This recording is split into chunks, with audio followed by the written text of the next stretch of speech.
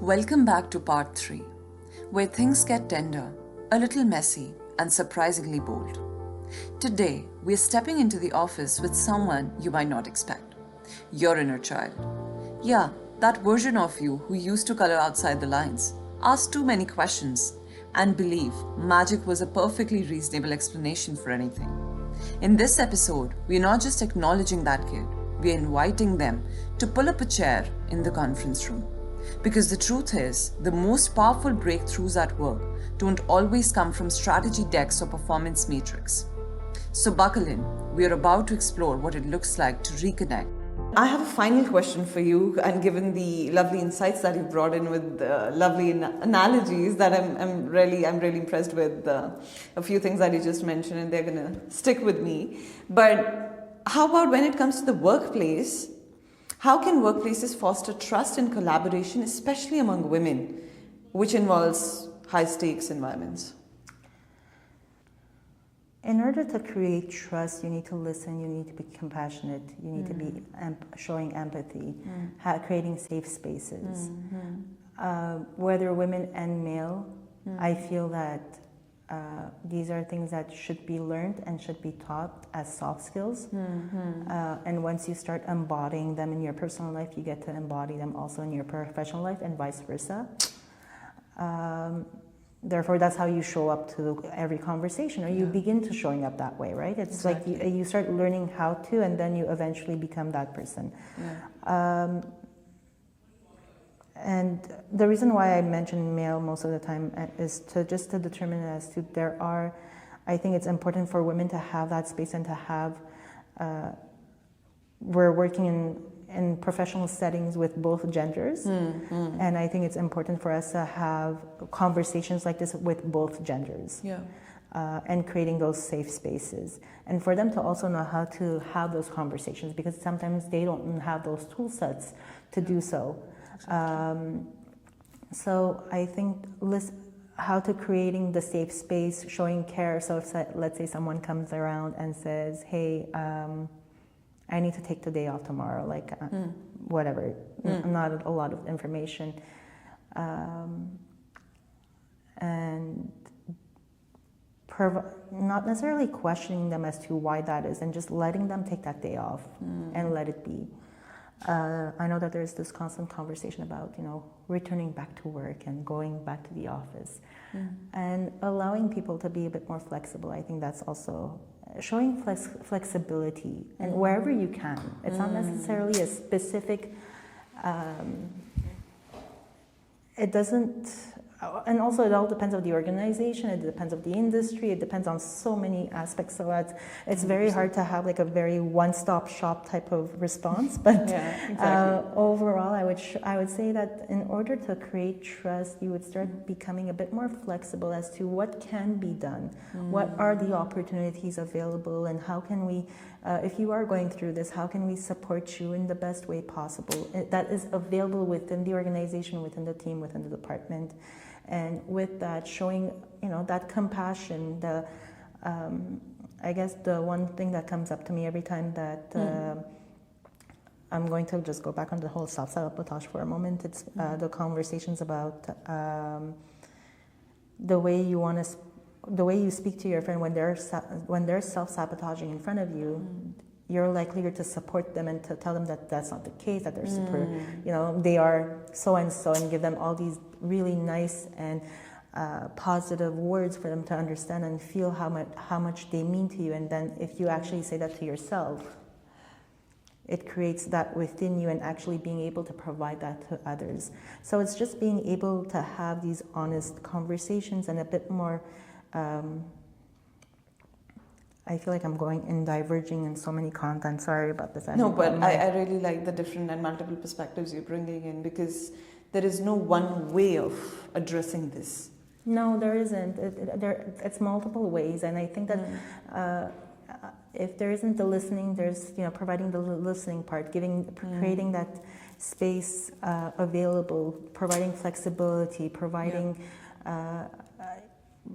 being not necessarily transparent. We don't, like most professionals don't need to know the ins and outs of your lives, and some people don't necessarily feel comfortable of sharing that, and I completely understand. It's myself being a private person, I don't necessarily flaunt or provide everything to everybody, but I feel that it would be important to showing empathy, listening, and just allowing the person to see who you are as not only as a professional, but who you are as a person, and just being consistent with that.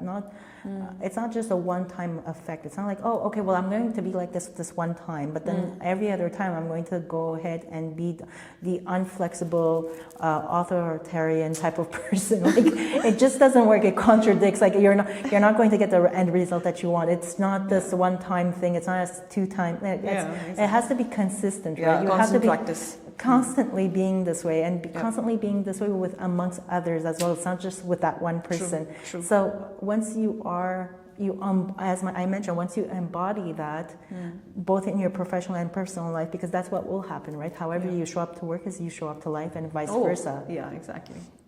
So that being said, I think at that point, you can start creating a level of trust. Trust is not given, it's earned. So it's something that's very common that we hear and we say it, but literally that's how it's earned. It's not you do it on a consistently basis, however you can.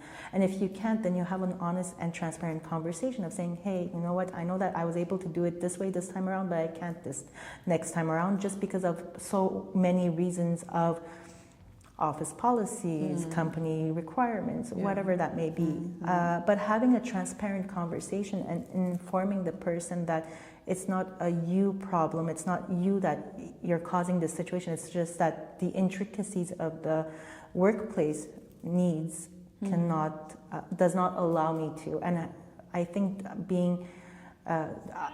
I do understand also that sometimes we can't provide that much information, saying like, we can't be transparent, or but provide the information that you can provide.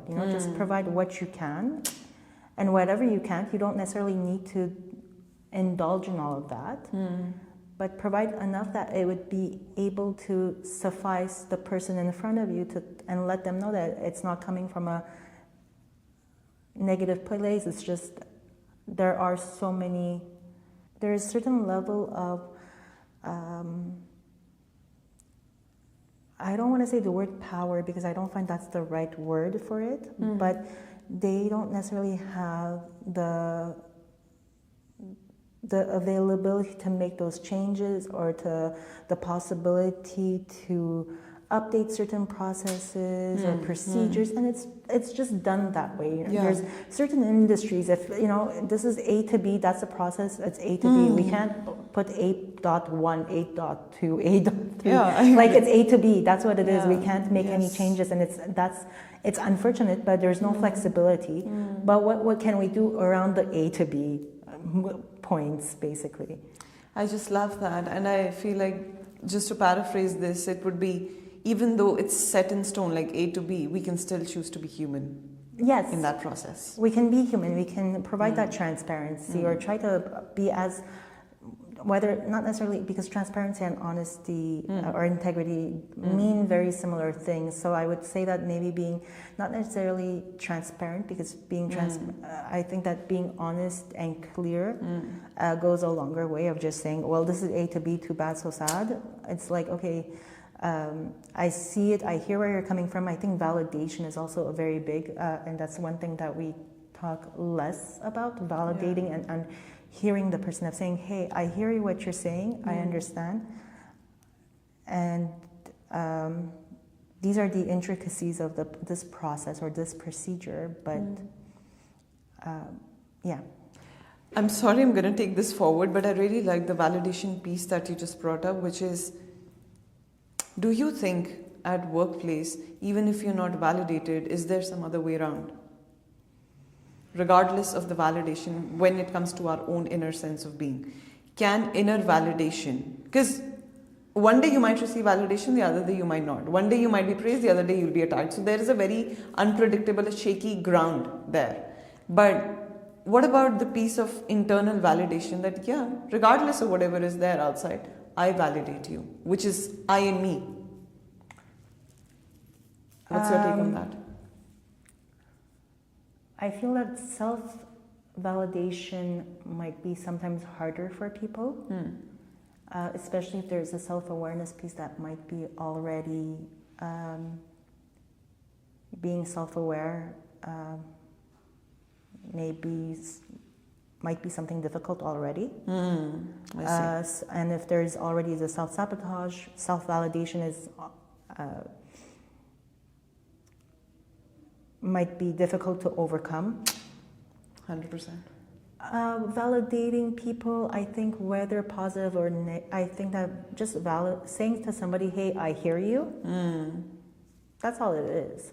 Just letting them know that they're being heard. Yeah, like they're being seen and heard, and that's what humans crave for. Negative, positive, whatever it is. Like even though the outcome, you can deem it negative. Like I hear what you're saying. I understand that you're going through this or you felt this way. Even if the person is in the victimhood, like I understand where you're coming from. Yeah. I could imagine how difficult that this can be for you. However, can you clarify or give me that being curious as to why do you feel this way? A little more, like developing that or trying to understand. Or sometimes it's also once the person has been seen and heard, then at that point, like I hear you, but your actions are causing this, or the way you're approaching the situation is causing that. So I think being able to verbalize it in that essence is important. Love that, the way you just put it out. And I'm sure some of these insights might actually help women when it comes to the workplace politics or the workplace issues. What is the one message that you would want to send out to all women on this planet, if you were to? Oh my God. This is the most tricky one. Oh my gosh. My God. Oh my God. I don't know. One thing that's really coming to me right now is being mindful of the type of music you're listening to and what are the words that are being used. Wow. Because I have created this playlist that has tons of women, and not only women, but males singing about like women, and whether they're queens and they're conquerors, and they're these level of high energy level women. Really, really good music, and it doesn't necessarily need to be, it could be pop and rap and country and anyways, all sorts of genres. And the reason why I say this is, after a while, you start humming to it, you start singing it. At one point, you'll start. It has happened to me that I'll like wash my dishes and like I'll remember a lyric and I'm like, oh, where was that from? And I'm like, oh yeah, it's that from that song, or. And you start recognizing yourself in some of those songs. I love that, honestly. I mean, for me personally, it's given me a reflection time too. Well, what kind of playlist do I have? It's just so beautiful. And once again, I really thank for your time. And we're just so honored and privileged to have you here and share your insights about the workplace issues and how women can, again, go back to their sense of self-awareness and self-worth regardless of the situation they are placed in. And just one last thing for you to do is, we would love to have you just write one word. We're going to keep a record of the guests coming here. And what's that one word that you want to write and send it out to the audience that's listening to us? Jump. Love that.